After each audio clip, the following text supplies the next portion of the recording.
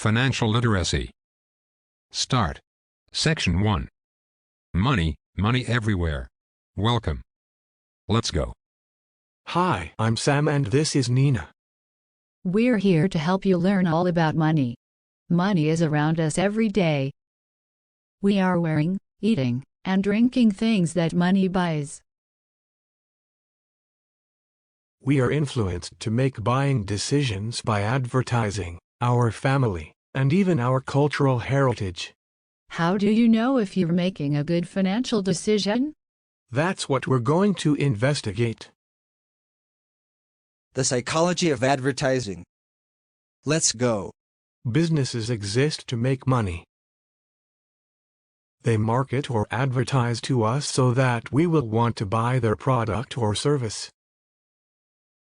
They use psychology to lead us to think that by investing in their product, we will be more beautiful, popular, or thinner. Let's watch a video to learn more about this. Click on the theater to get started. Don't forget your movie snacks.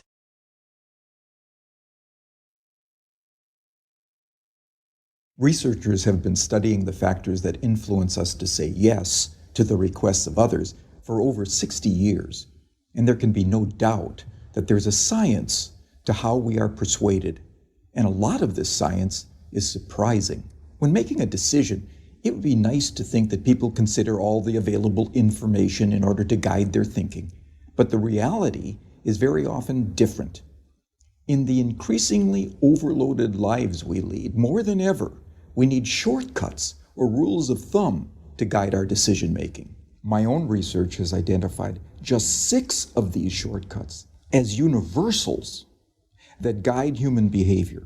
They are reciprocity, scarcity, authority, consistency, liking, and consensus.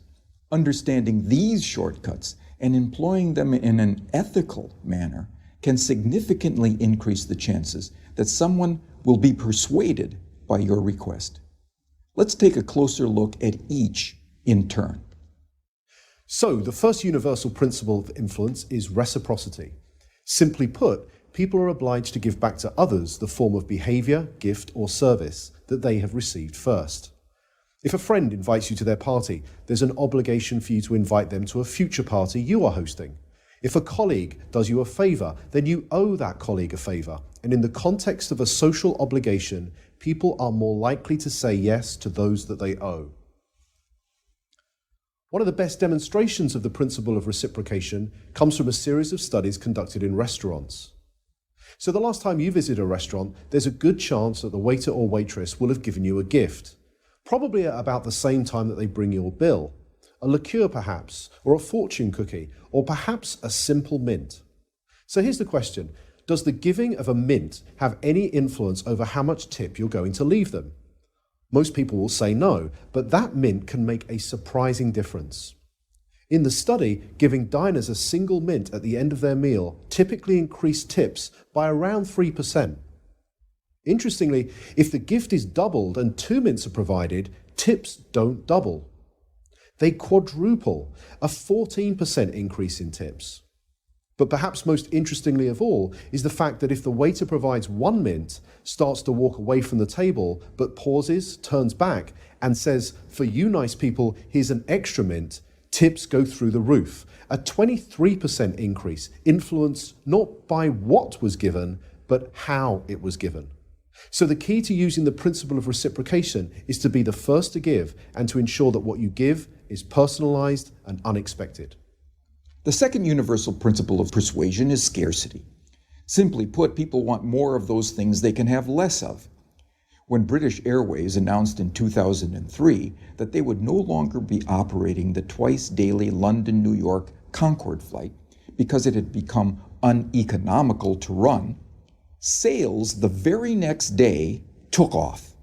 Notice that nothing had changed about the Concorde itself. It certainly didn't fly any faster, the service didn't suddenly get better, and the airfare didn't drop. It had simply become a scarce resource, and as a result, people wanted it more. So when it comes to effectively persuading others using the scarcity principle, the science is clear. It's not enough simply to tell people about the benefits they'll gain if they choose your products and services. You'll also need to point out what is unique about your proposition and what they stand to lose if they fail to consider your proposal. Our third principle of influence is the principle of authority, the idea that people follow the lead of credible, knowledgeable experts. Physiotherapists, for example, are able to persuade more of their patients to comply with recommended exercise programs if they display their medical diplomas on the walls of their consulting rooms. People are more likely to give change for a parking meter to a complete stranger if that requester wears a uniform rather than casual clothes. What the science is telling us is that it's important to signal to others what makes you a credible, knowledgeable authority before you make your influence attempt. Of course, this can present problems. You can hardly go around telling potential customers how brilliant you are, but you can certainly arrange for someone to do it for you. And surprisingly, the science tells us that it doesn't seem to matter if the person who introduces you is not only connected to you, but also likely to prosper from the introduction themselves. One group of real estate agents were able to increase both the number of property appraisals and the number of subsequent contracts that they wrote by arranging for reception staff who answered customer inquiries to first mention their colleagues' credentials and expertise. So, customers interested in letting a property were told, "Lettings? Let me connect you with Sandra, who has over 15 years' experience letting properties in this area." Customers who wanted more information about selling properties were told, "Speak to Peter, our head of sales. He has over 20 years' experience selling properties. I'll put you through now." The impact of this expert introduction led to a 20% rise in the number of appointments and a 15% increase in the number of signed contracts. Not bad for a small change informed from persuasion science that was both ethical and costless to implement. The next principle is consistency. People like to be consistent with the things they have previously said or done. Consistency is activated by looking for and asking for small initial commitments that can be made. In one famous set of studies, researchers found, rather unsurprisingly, that very few people would be willing to erect an unsightly wooden board on their front lawn to support a Drive Safely campaign in their neighborhood. However, in a similar neighborhood close by, 4 times as many homeowners indicated that they would be willing to erect this unsightly billboard. Why? Because 10 days previously, they had agreed to place a small postcard in the front window of their home that signaled their support for a Drive Safely campaign. That small card was the initial commitment that led to a 400% increase in a much bigger but still consistent change. So, when seeking to influence using the consistency principle, the detective of influence looks for voluntary, active, and public commitments, and ideally gets those commitments in writing. For example, one recent study reduced missed appointments at health centers by 18%, simply by asking the patients rather than the staff to write down appointment details on the future appointment card.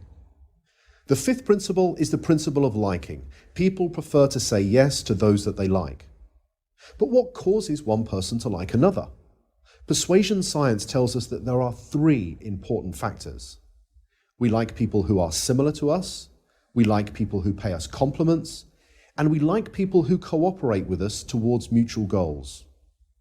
As more and more of the interactions that we are having take place online, it might be worth asking whether these factors can be employed effectively in, let's say, online negotiations.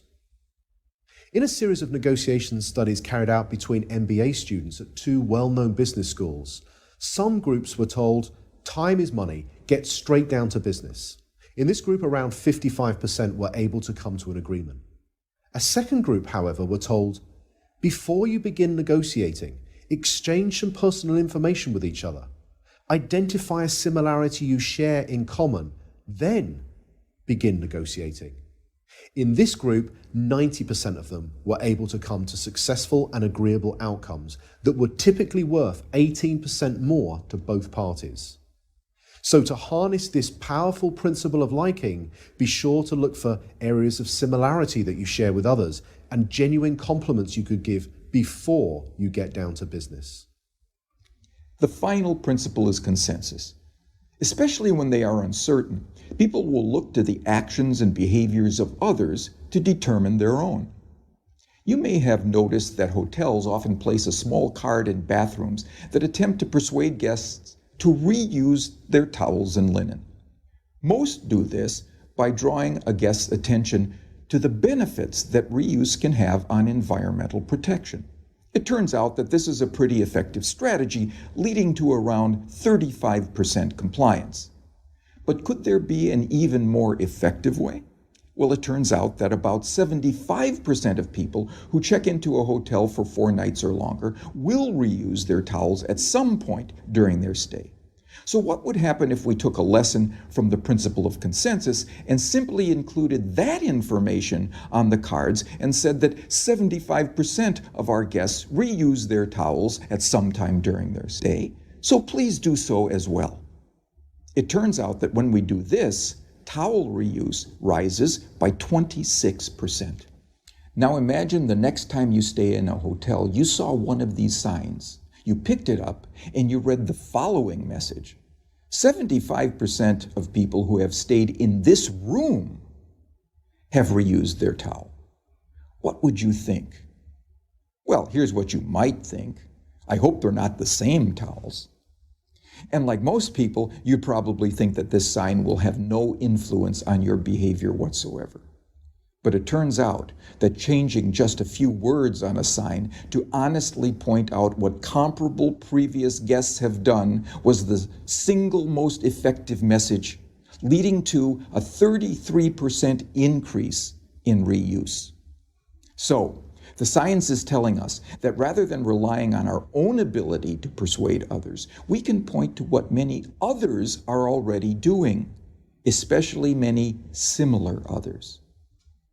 So there we have it, 6 scientifically validated principles of persuasion that provide for small, practical, often costless changes that can lead to big differences in your ability to influence and persuade others in an entirely ethical way. They are the secrets from the science of persuasion.